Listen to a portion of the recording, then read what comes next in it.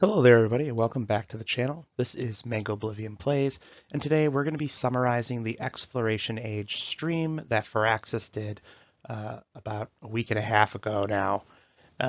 So this is a nice little summary of all the information that was in this 2.5 hour stream. It'll be much more condensed and easy for you to just kind of go through it.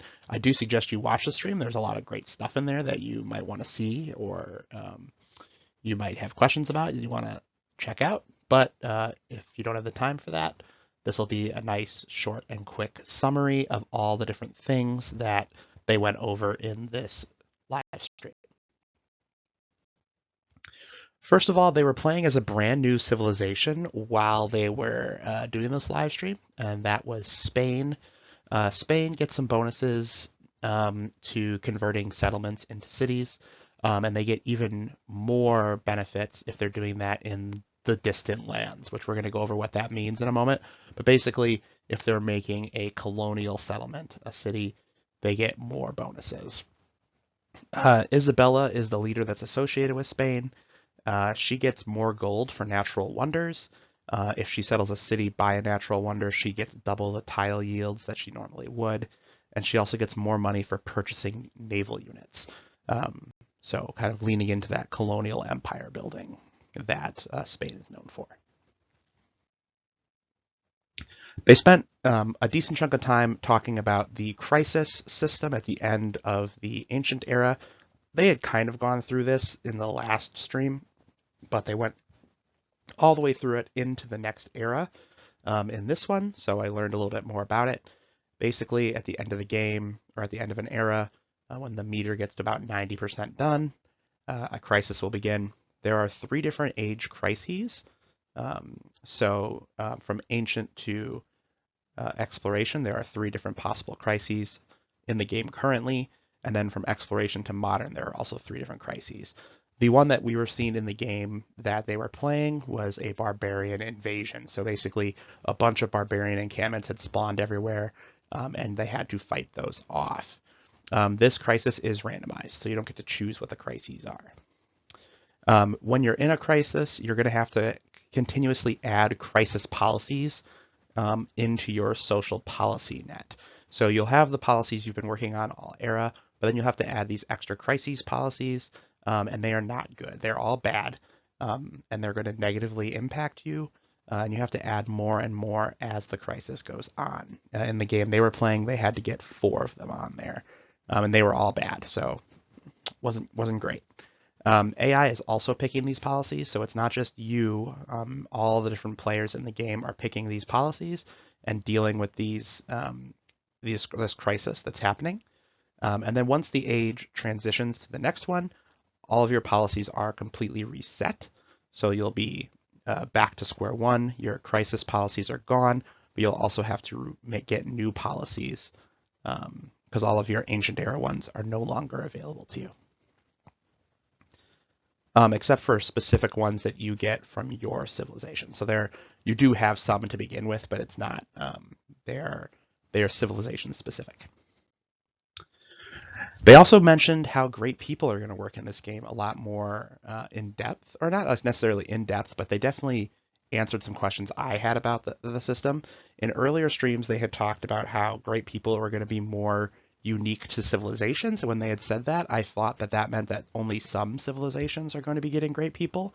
But it seems that every civilization is going to have access to a type of great person, and they're not going to be the same as they have been in the past. So each individual civ will have a unique citizen that they can make. And so, for instance, they were playing as Greece in the first age, and so they had philosophers like Hypatia, and they gave bonuses to specialists in buildings. Spain had conquistadors. Conquistadors were basically like great generals, and they gave bonuses to commanders and units and ships and stuff like that. So they were kind of like a combination admiral general. So it seems like every single civ is going to have a unique special unit that is a great person that they can get by completing their unique district, I believe is how you can get them. So if you manage to create the unique district for that civ, you can get one of these powerful great people. Let's talk more about that age transition process now that we've been able to see a whole one all the way through. So some more information. All your units are going to be upgraded. So if you have a melee unit from the ancient era, you're not going to lose that unit. It's just going to be automatically upgraded to the base unit for that next age. So like they had a bunch of like hoplites because they were playing as Greece. They got upgraded to the Spanish exploration era melee unit. All of all your units are going to conglomerate at your cities and towns. So if they are spread off across your map, they're all going to smush back together and occupy cities. And because you're basically like starting over. And all the current wars that you were potentially in, so if you were fighting everyone at the end of an age, those wars will end. You can restart them in the new age, but they are going to end when the age transitions. Your commanders will stay, and they do keep your promotions, so they don't go away. You get to keep your army commanders. They are around for the long haul. And your AI leaders you're playing against, they are going to remember the stuff that happened in the last era, but the amount of hostility or friendliness they have towards you is going to go down a little bit. So like if you had like, let's just say you were really awesome and you had 100% friendliness with China and the age transitions, when that new age starts, you're only going to be like 75% friendly with China. It's going to go down a little bit. Same thing with hostility. If you were fighting with somebody before, they really hated you, they're going to hate you a little less at the beginning of this new era. They're still not going to like you, but they might not hate you as much. So that changes when the era changes. They also kind of got to go through the order of that age transition one more time. Noticing the typos I made in my little presentation here as I'm going. Oops. And so at the beginning, there's a video you get to watch, and Agatha Christie narrates, and it's unique to your Civ, which is really fun. Then you're going to be rewarded with points based on how you did in those legacy paths you were trying to get through in that previous era. So you'll get various points you can then spend on bonuses. Then there's an age ranking page. So you basically get to go through and see who all the people you know, how they were doing in that first age. So you could be like, oh, this person was really killing it in science. This person was doing very well economically. I did really well militarily. Like you get to see kind of the breakdown of how well they did on those legacy paths. And then that kind of sets you up for the future, right?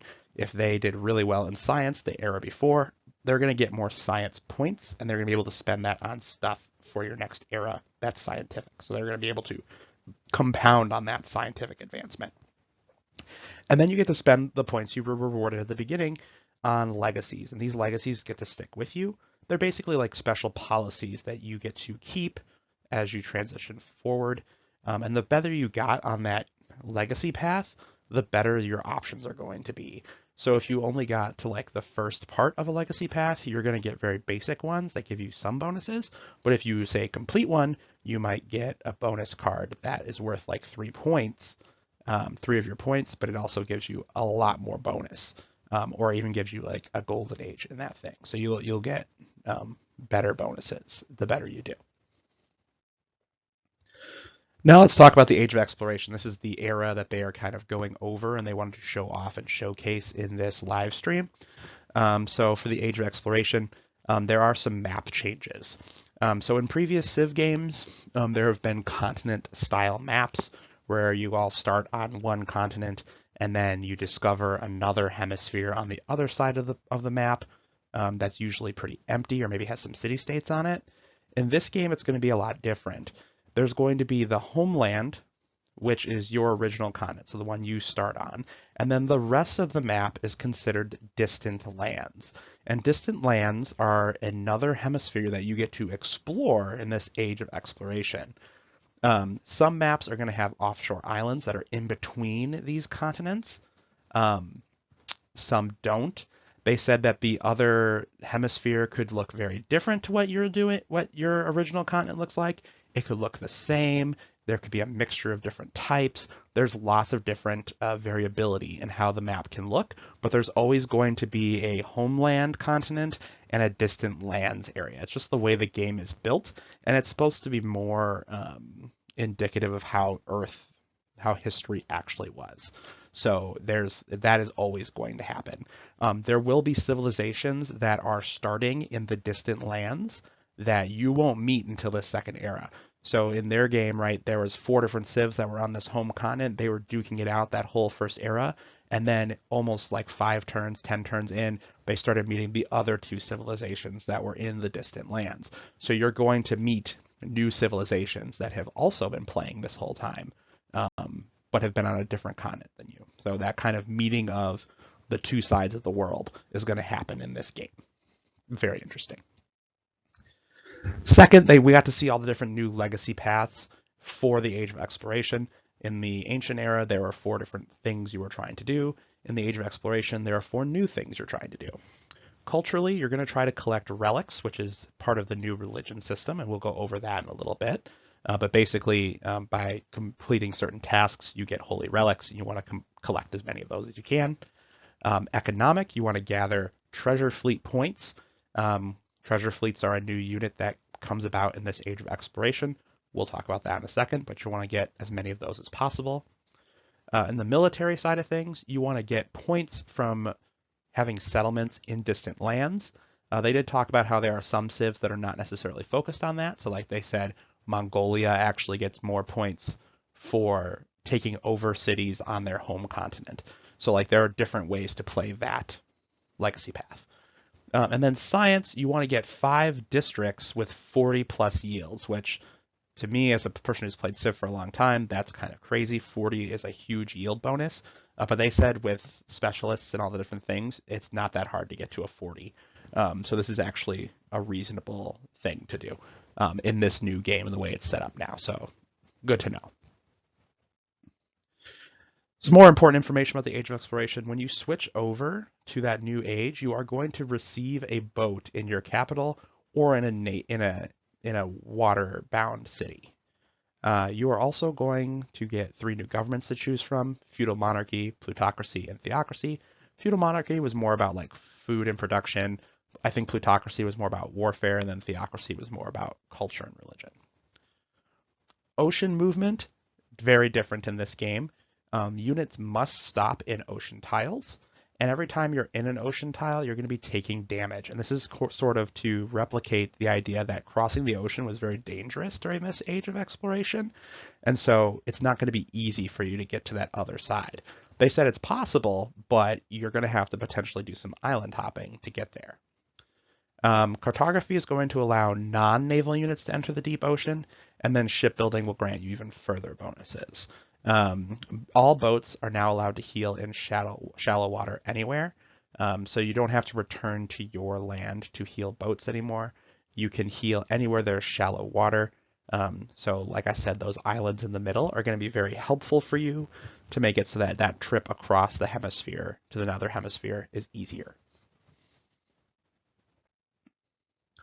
Moving on, a new concept called overbuilding is now in the game. And that's because, like we mentioned in earlier things, each tile can hold 2 different urban buildings. And when you transition to the next age, those old buildings are going to lose their adjacency bonuses. They're still going to give that yield boost that they normally have. So like a library is going to give you more science, but there's no adjacency bonus anymore. And those adjacency bonuses are what gets your yields up. So you're able to overbuild. You can build over those older buildings with the newer Age of Exploration buildings. So for instance, you could build over your library with a university, or you could build over your market with a bank, or something like that, right? There's new things that you can do that you can build over those things. There are some buildings that you cannot do this with. So anything that's unique to a civilization, so like in that first ancient era, Egypt had like the tomb and the Sphinx or whatever, you can't build over those. Those are going to stay regardless. And then there are some buildings that have a tag called ageless. Those buildings can't be built over either. That's something like a granary, right? You can't get rid of your granary. It has to stay where it is. So you have to think about that when you're building things, in case you want to build something new over it later. Backtracking to religion, which we mentioned a couple slides ago, in this game it has changed quite a bit from in the last couple versions of Civ. In the last couple versions of Civ, right, there is a limited number of religions that can be made, and so it's kind of a race to get those as soon as possible. In this game, each civilization is going to get one religion, basically, by researching the technology piety. So you will get a religion no matter what. What you choose to then do with that is something entirely different. So you could go really ham and really spread it as far as you can all over the place, or you can choose not to. Your holy city never loses its religion. So that city will always have that faith no matter what. You can't lose that holy city like you could in Civ 6 where you could convert somebody's holy city and they get really mad at you. So that holy city is always going to be your faith. I mean, there's a few more options this time, which I like. There's like 15 generic ones instead of like 7, which is cool. Cities now also track faith differently. So in Civilization 6, each individual citizen could be attached to a certain faith, and then by becoming the majority religion of the citizens, you could convert a city. Now it only keeps track of the urban population as a whole and the rural population as a whole. So when you go to convert a city for the first time and you use a missionary charge to convert that city, it's going to convert the rural population and the urban population to your faith for that city. But just for that first time. After that, if someone does convert your city back to something else, you're going to have to go and convert both the urban and the rural population to get control of that city again. So that's something to think about. You're going to have to basically convert each city twice if it already has a religion in it. In the distant lands, there are going to be new civilizations that you never saw before, like I mentioned before. In the game they were playing, there was 2 civilizations in the distant lands, but I don't think they were playing on a large map size. They were playing on the standard map.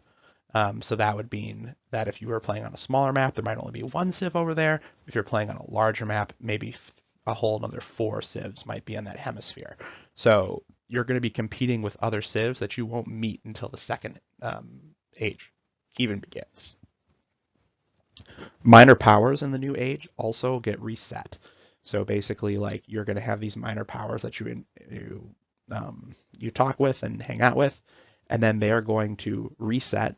They're going to be renamed to be more age appropriate and specific, and you're going to have to re-spend influence to become suzerain of them. So each age, you're going to have to redo that influence garnering, or else you're not gonna get those suzerain ships anymore.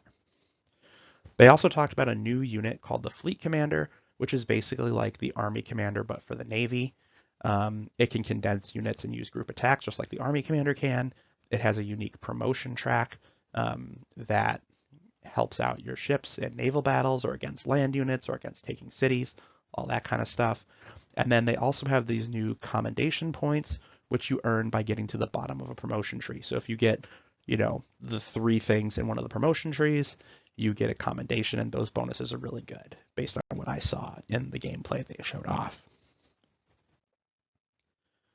Let's go back and talk about the treasure fleet unit that we mentioned earlier when we were talking about that legacy path.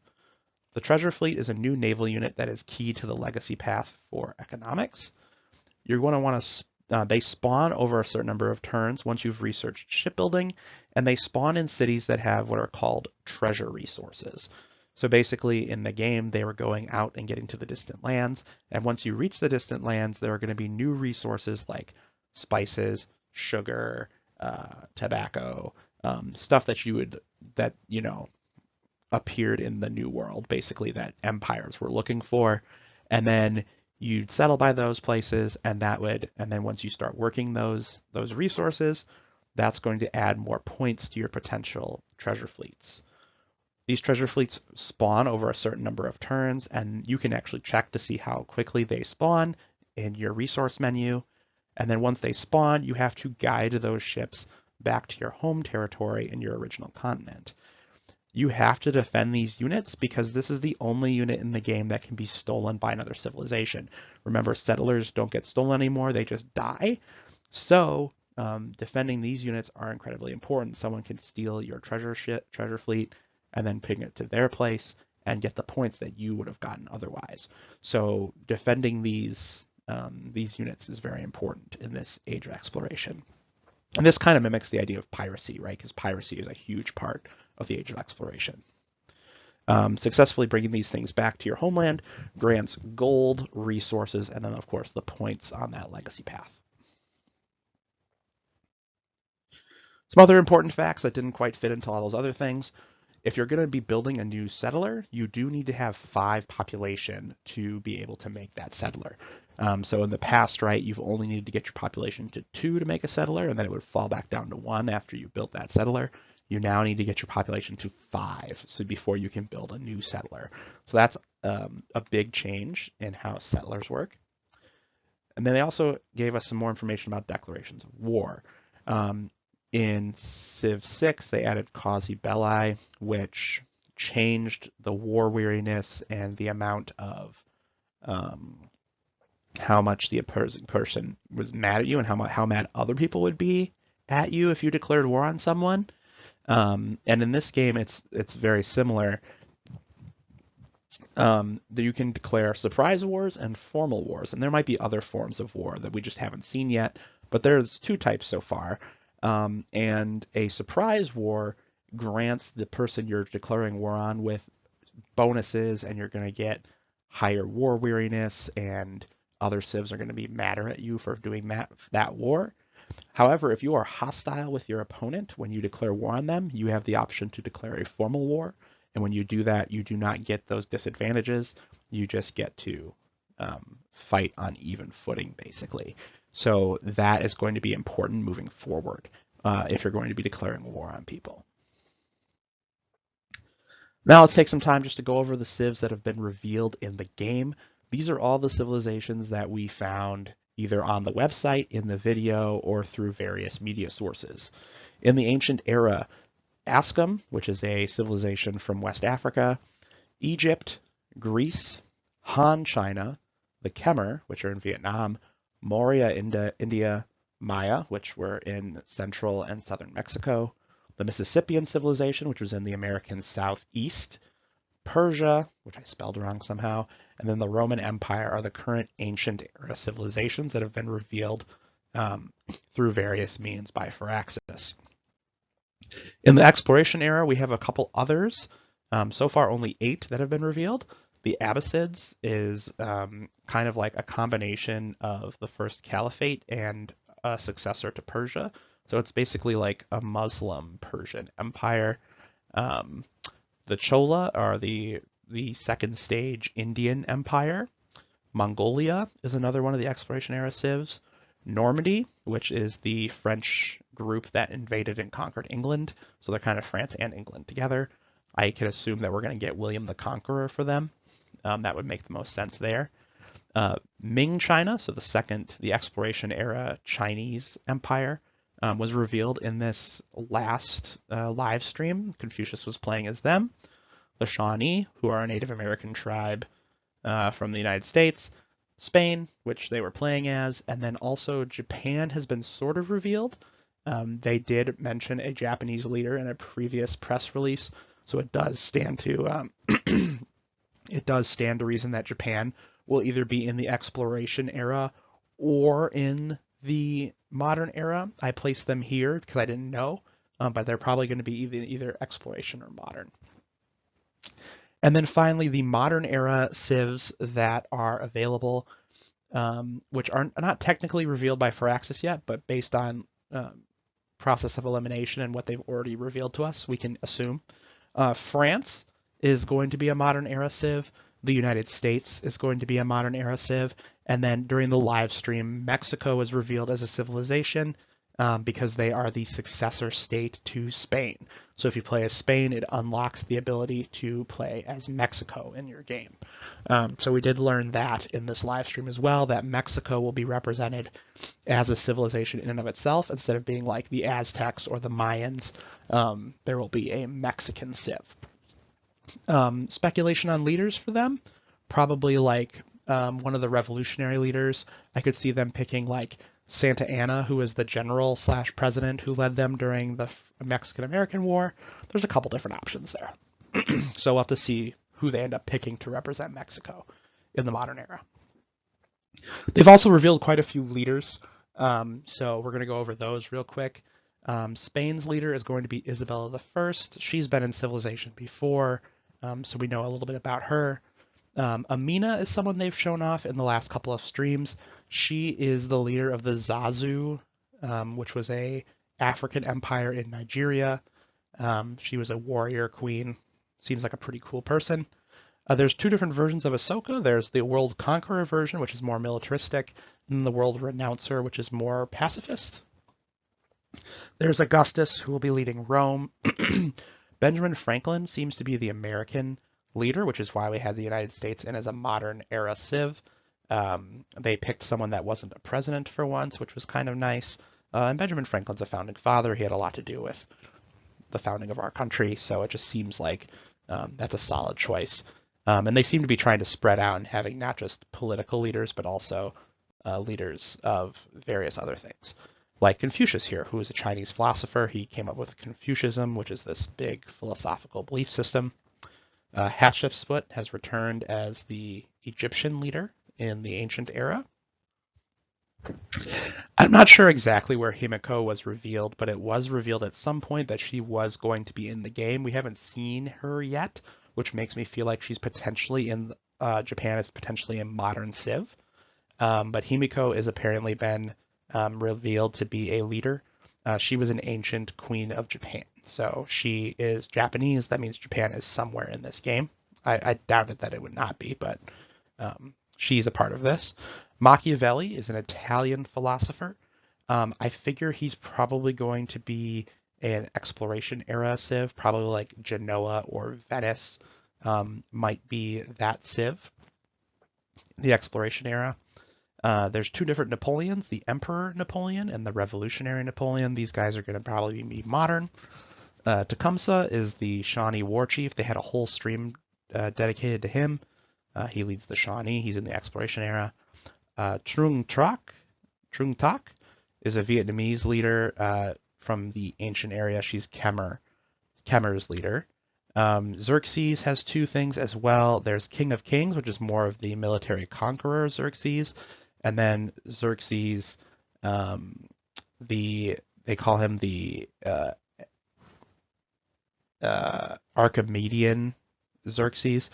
This one is more focused on like infrastructure and economics, so like trade routes and making wealth for Persia.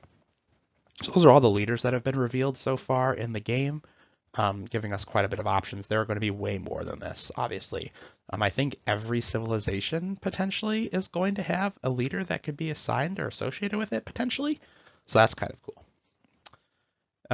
So that's all the information that was in that live stream.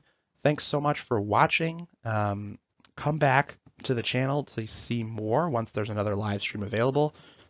We'll cover it in a very similar way with this kind of summary video, so you can get all that information in a much quicker time amount. So until then, keep enjoying Civilization 6, and we'll see you once we have more information to share about Civilization 7. This has been Mega Oblivion Plays. Adios.